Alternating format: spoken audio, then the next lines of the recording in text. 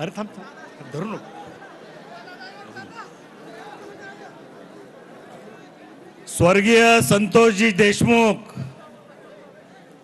यांच्या कुटुंबियांना न्याय देण्यासाठी बीड जिल्ह्यातल्या कानाकोपऱ्यातून हजारो लाखोच्या संख्येने आलेले सर्व बंधू भगिनी तरुण मित्र व्यासपीठावरील आदरणीय संभाजीराजे आदरणीय मनोजदादा जरांगे पाटील सर्व मान्यवर बंधूंनो आणि भगिनींनो, संतोष देशमुख यांची हत्या होऊन आज 19 दिवस झाले तरी सुद्धा काही आरोपी अद्याप मोकाट आहेत, त्यांना अटक झालेली नाही.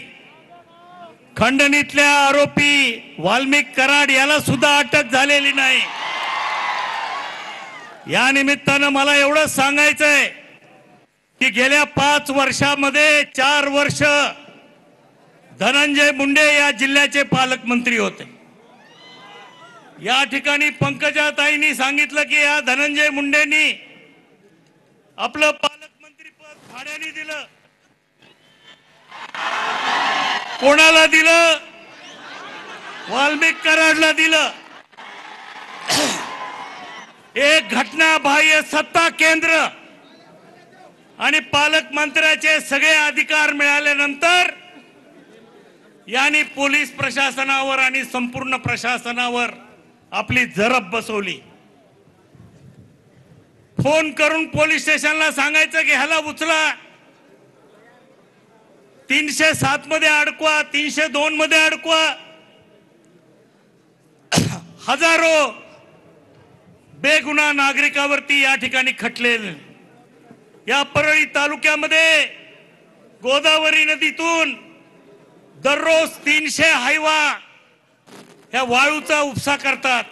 कोणाच्या आहेत ह्या हवा? आणि म्हणून या ठिकाणी या सर्व गोष्टीला ज्यांनी या वाल्मिक कराडच्या पाठीमागे आपली शक्ती उभी केली ते धनंजय मुंडे मंत्रिमंडळामध्ये असल्यास या केसमध्ये कोणालाही न्यायाची अपेक्षा नाही.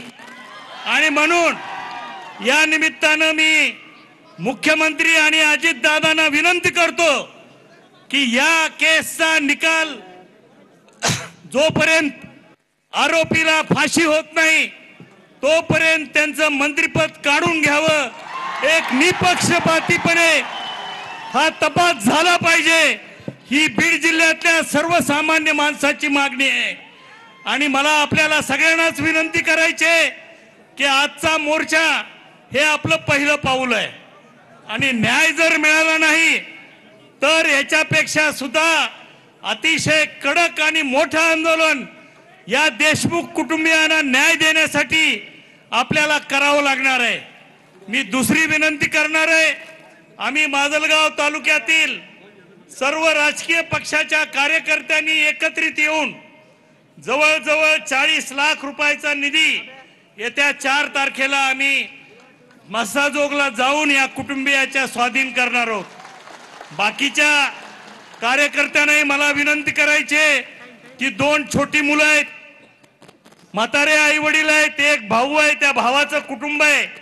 या सगळ्यांना आपल्या आधाराची गरज आहे. संतोष देशमुखचं कुटुंब हे प्रत्येकाने समजलं पाहिजे की माझं कुटुंब आहे आणि त्यांना मदतीची गरज असताना आपल्या सर्वांना मला विनंती करायची आहे की जी काही मदत आपल्या हातून घडेल ती या कुटुंबियाला आपण सर्वांनी करावी. धन्यवाद. जय हिंद, जय महाराष्ट्र. श्रमलेल्या बापासाठी लेख नारळ लढणार.